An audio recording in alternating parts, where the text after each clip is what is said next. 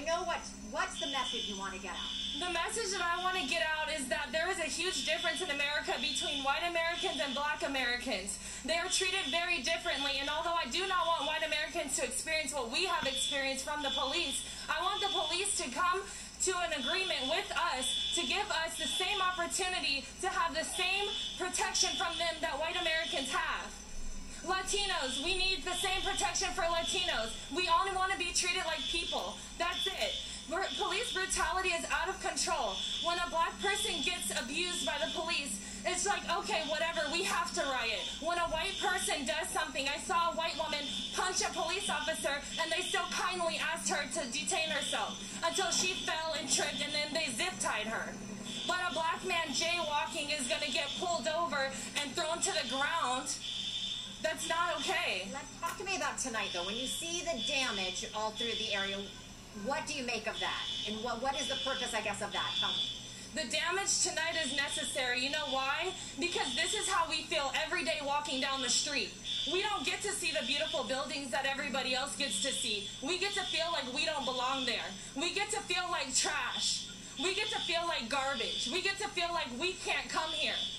But we came here today because we want to be a part of it. And if they don't want us to be a part of it, we want you to see what our reality is like.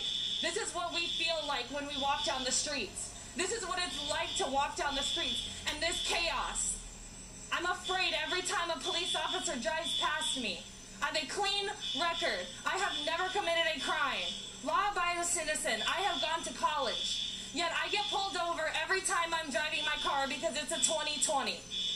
And what? Playing devil's advocate, because there are those that are saying this won't change it, this doesn't answer it, we need to do something differently. Violence doesn't beget violence. What do you say to that? I say that the police need to change because they forgot that they work for us. The police work for us. They work for the people. Since when do you get to go to work and tell your boss what to do? Since when do you get to go to work and tell your boss to get on the ground?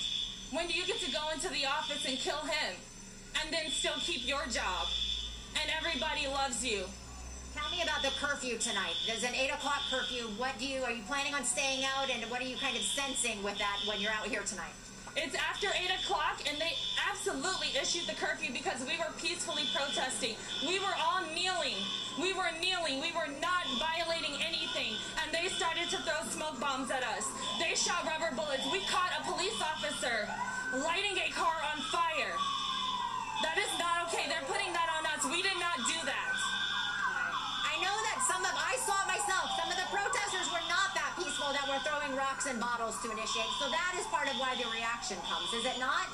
Yeah, it's, it's not. But one thing that I absolutely want to say is that there is a group of angels out here. There is a group of angels. They are Caucasian, and they are out doing extractions. They are coming in, and they are barricading us from the police, from the bullets, and they are offering rides to people, free rides. They're letting us come into their cars. A stranger got us out, and now we're out here to get other people out. We have our car nearby, and we're just trying to save lives and keep people out of jail. Coronavirus is here. We don't want anybody else to get sick. Can you tell me what's your first and last name? I'm Jane Doe. Where are you from, Jane? I'm from Los Angeles. I actually was born in Los Angeles, California. If part of this, does this not, I know you want change and it needs to happen. Does it break your heart in a way, though, to see this much damage kind of throughout the area, that this is what it's taking? Listen, it breaks my heart every day that I have to be afraid for my little brother, and I have to be afraid for my nephew. That breaks my heart. Right now, we're controlling the situation, per se, because we actually know what's happening and we're getting our message across. How do we change people's perceptions, though? How do we really change the race relations in this country? How do we make a difference? We bring awareness, because you know how many people don't know who George Floyd is? So many people know the guy with the knee on his neck. They don't know his name. We have to let them know the story. If you know the story, you'll know his name.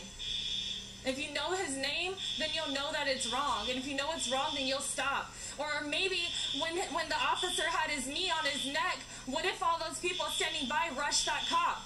They would have all gotten beaten up, maybe zip-tied, but he'd be alive.